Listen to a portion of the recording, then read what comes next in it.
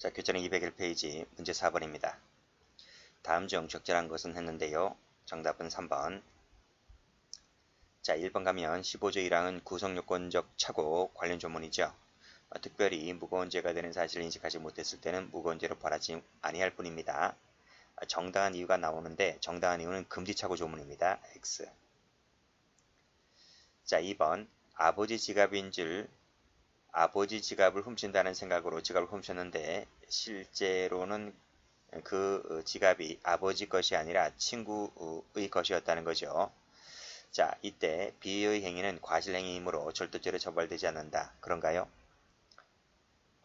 이 친족 관계는 고의의 인식 대상이 되지 않는다 했습니다. 그래서 이때 친족 관계는 고의 인식 대상이 되지 않고 객관적으로 존재하는 그 사실만 놓고 판단하면 돼요. 그래서 객관적으로 존재하는 것이 아버지 친구 B였기 때문에 이것은 타인 재물이죠.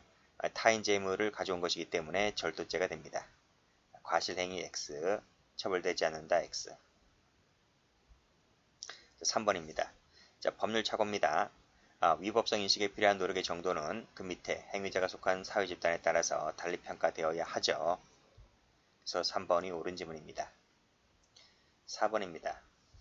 자, 이들 3명을 상대로 시카를 휘두르려고 하다가 이를 뺏으려던 A에게 상해를 입혔다라고 하는 겁니다.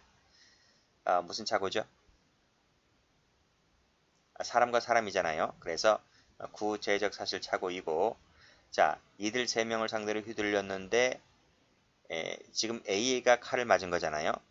칼이 명중한 겁니까? 빗나간 겁니까? 빗나간 거죠. 그래서 방법의 착오가 됩니다. 자, 이때 우리 판례에 의한다고 했습니다. 판례는 법정적 부합설을 취하죠. 그래서 발생 사실에 대한 고의 기수가 됩니다. 그래서 A에 대한 상해죄 기수가 되는 거죠. A에 대한 상해죄 범위를 인정합니다. 그래서 틀렸습니다. 과실치상죄가 되는 것이 아니라 A에 대한 상해죄 기수가 됩니다. 자, 문제 5번. 다음 중 옳은 것은 했습니다. 정답은 2번입니다. 자, 문제 갑니다. 낮에 직장 상사에게 엄청난 꾸중을 들은 A는 친구 B와 함께 길을 가던 사람을 살해하기로 계획하였다. 길 가던 사람입니다. 살해에 고의를 가졌는데 그 행위를 살해했다는 거죠. 자, 그런데 다음날 보니요. 이 사람은 행인이 아니었고 자신의 아버지 C였다는 겁니다. 자, 그랬을 때 죄책은 그랬어요. 자, 지금 이 아들이죠. 아들이 지금 자신의 아버지를 죽인 것이 되는 것인데 아들은 아버지를 죽인다는 인식과 의사가 있습니까? 없는 것이죠. 그래서 이 자식된 A죠. A. 이 A는 아버지를 죽인다는 인식이 없기 때문에 A는 무슨 죄가 돼요? 보통살인죄가 되는 거예요. 자, 그럼 B는 어떻게 됩니까? B는 친구잖아요. 친구가 친구 아버지를 죽였잖아요. 그래서 그랬기 때문에 B는 설령 아버지 C는 자신의 아버지 아닌 친구 아버지이기 때문에 역시 B에게도 보통살인죄가 되는 겁니다. 그래서 둘 다 보통살인죄가 성립을 하고 보통살인죄로 처벌을 받습니다.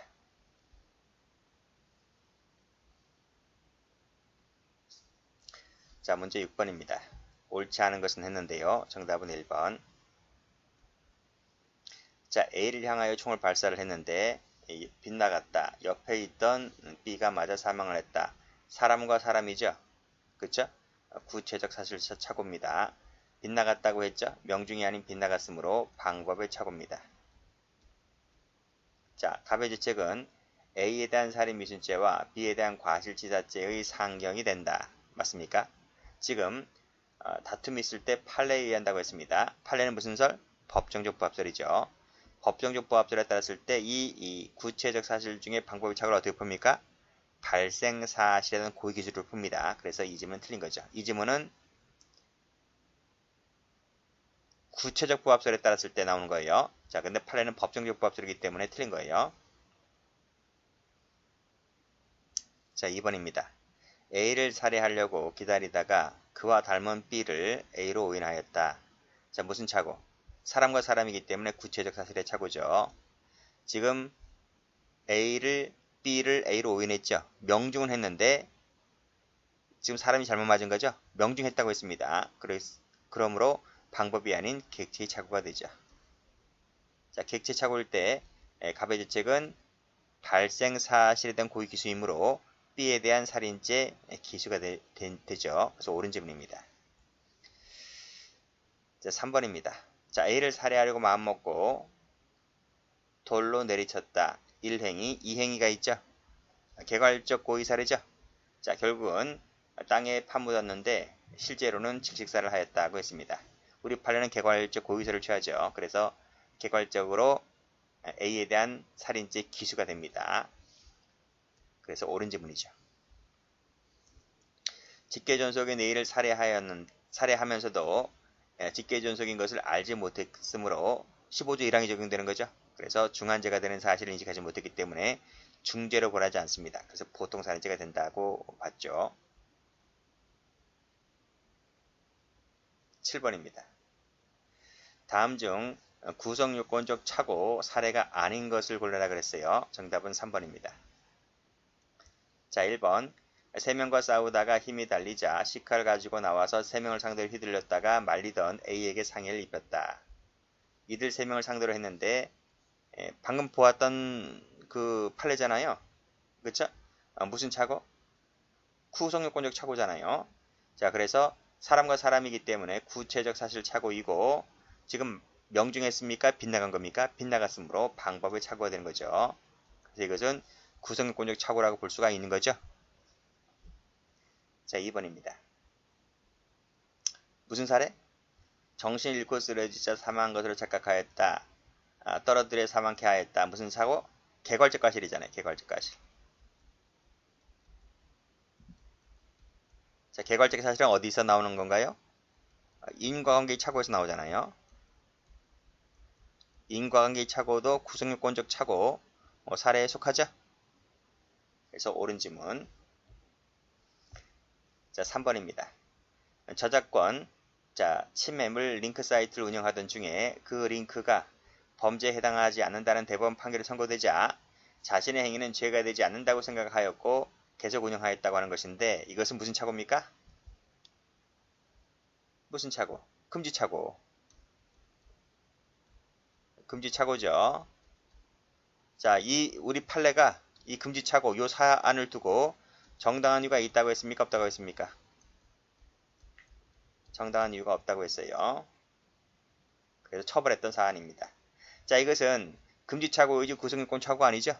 금지착오는 위법성이 착오잖아요. 위법성이 착오이지 구성요건적 착오 아니기 때문에 정답이 3번 됩니다. 4번 질문. 피해자 A를 살해할 의도로 내리쳤는데 등에 업힌 피해자 B가 맞아 죽었다. 무슨 착오? 사람과 사람이니까요. 구체적 사실의 착오. 명중입니까? 빗나갔습니까? 빗나갔죠. 그래서 방법의 착오가 됩니다. 그래서 1번 사례처럼 구체적 방법의 착오이므로 구성요건적 착오에 해당됩니다. 역시 검찰직 대학 교수가 출제되니 이런 문제들이 나오는 겁니다.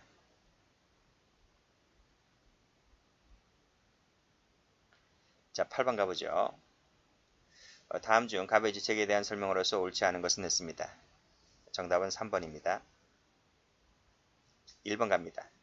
친구 B를 살해할 의사로 농약을 넣었다. 근데 그 정을 알지 못한 B 아들 A가 마시고 죽었다. 자, 사람과 사람이죠.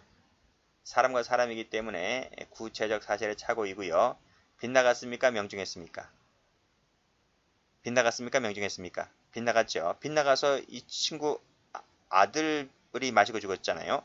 빗나가서 명중했다고 볼 수 있으므로 이것은 방법의 착오가 됩니다. 자, 판례에 따랐을 때 판례는 무슨 설? 법정적 부합설.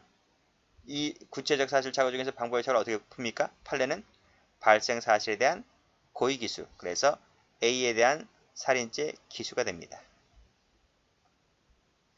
자, 2번. 친구 B를 살해할 의도로 후리쳤는데 등에 업힌 B 아들 A가 사망했다는 거죠. 자, 여기 B가 있고 A가 있죠. 사람과 사람 동가치죠. 그래서 구체적 사실 착오이고요. 빗나갔습니까? 명중했습니까?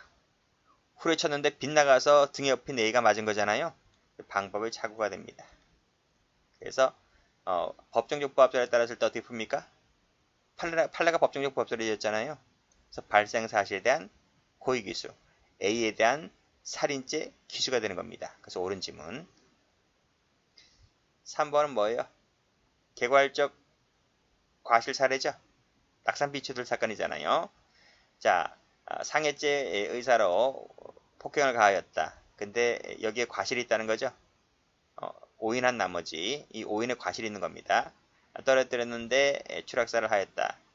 판례가 어떻게 풉니까? 판례는 결과적 가정법으로 풀어요. 그래서 살인죄를 인정한 게 아니고 지금 상해죄 고의인데요. 어떻게 살인죄가 돼요?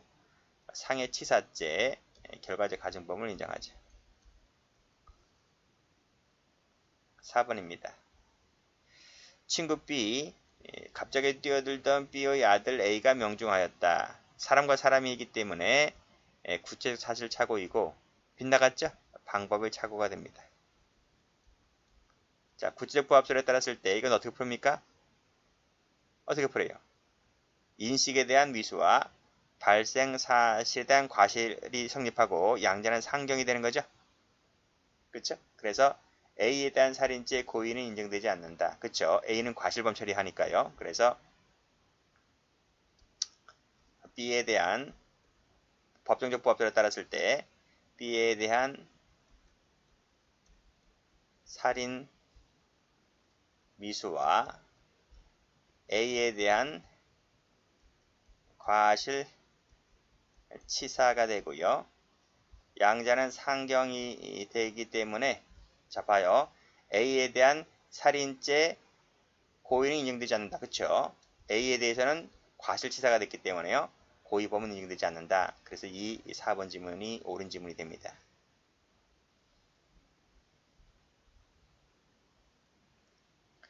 9번입니다. 옳지 않은 것을 골라라. 간부 문제네요. 답 2번입니다. 1번 개괄적 고의 사례죠. 살해하고자 하였는데 실신하자 사망한 것으로 오인하였는데 절벽에가 던졌다. 실제로는 익사한 것으로 판명되었다. 뭐가 됩니까? 개괄적 고의 사례라고요. 그래서 개괄적으로 그 사망 부분에 대해서 고의가 미치기 때문에 살인죄 기수 일죄가 됩니다. 옳은 지문. 자, 2번은 개괄적 과실 사례죠. 상해죄 고의로 했는데 사망에 이르게 하였다. 판례 뭐라 봤어요? 상해치사. 아니 여기 어떻게 상해죄 고의인데 어떻게 살인죄가 나와요? 그치? 그래서 상해치사죄 결과적 가정법 밀죄가 됩니다. 3번 옆집 개가 시끄럽게 짖어서 그 개에게 손개죄의 고의로 돌을 던졌는데 마침 어린아이를 맞춰서 전치 2주의 상해를 입혔다. 아입니다. 자, 개하고 사람이죠. 개하고 사람이니까 가치가 다르기 때문에 이가 칩니다. 추상적 사실 착오입니다. 명중했습니까? 빗나갔습니까? 빗나갔잖아요. 그래서 방법이 착오가 되는 거예요. 자, 구체적 부합설에 따랐을 때 어떻게 돼요? 개니까요. 개에 대한 손괴죄 고의였잖아요. 손괴죄 미수와 발생 사실에 대한 과실범의 상경이 됩니다. 그래서 손괴죄 미수와 과실치상이 되고 행위가 한 개이기 때문에 상경이 되는 거예요. 그래서 옳은 지문이 됩니다. 상해를 교사하였는데 사망에 이르게 되었다. 이때 교사범에게 중한 결과에 대한 예긴 가능성이 인정된다면 상해치사죄의 교사가 되죠. 옳은 지문입니다.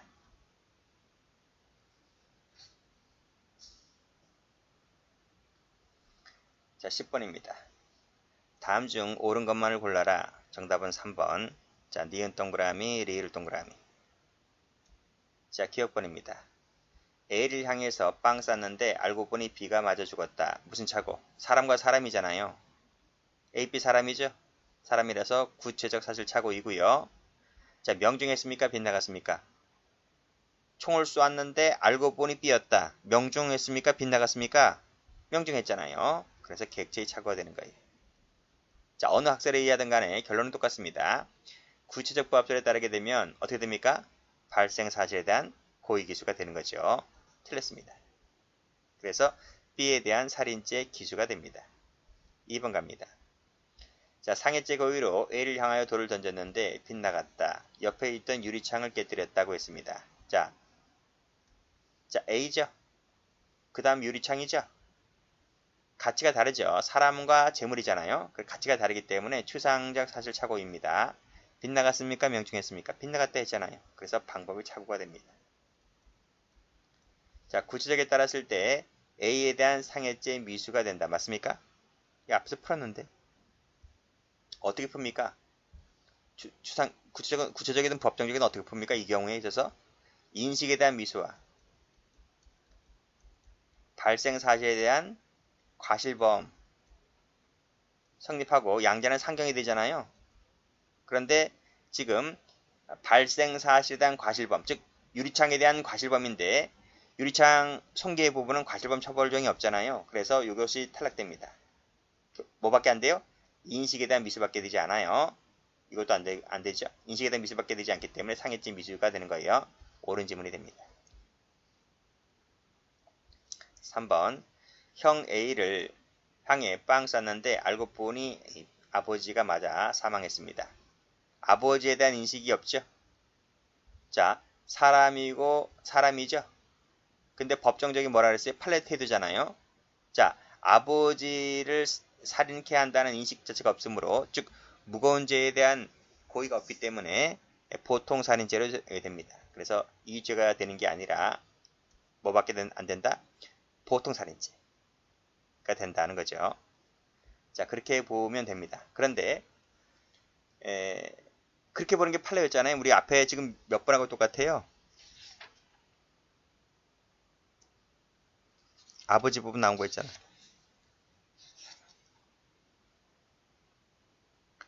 문제 6번에 4번도 그렇고 문제 3번의 기억번도 그렇고 그렇죠? 15조 1항에 따라서 보통 살인죄가 될 뿐이다 하는 거예요. 자, 그렇게 풀어도 되고요. 이 10번의 해설에 나와 있는 것처럼 이렇게 풀어도 돼요. 왜냐하면 이 법정적 부합설에 따랐을 때 이렇게 본다라고 단정을 못 내려요. 왜냐하면 법정적 부합설이 두 가지가 있습니다.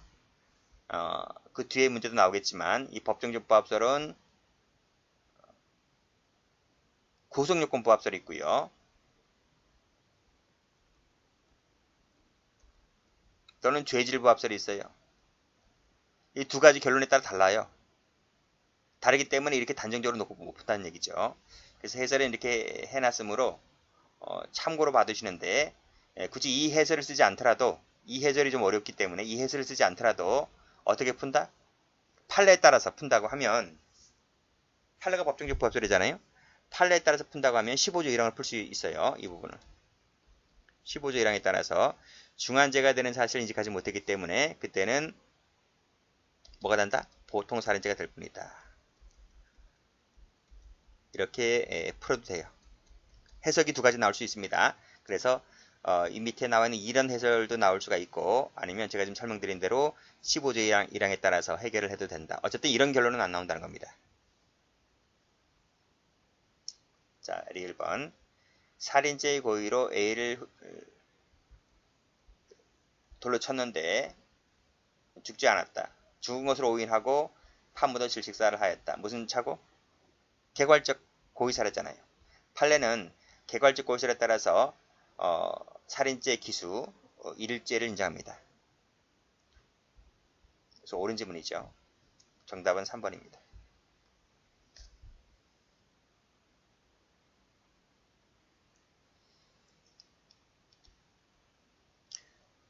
여기까지 할까요?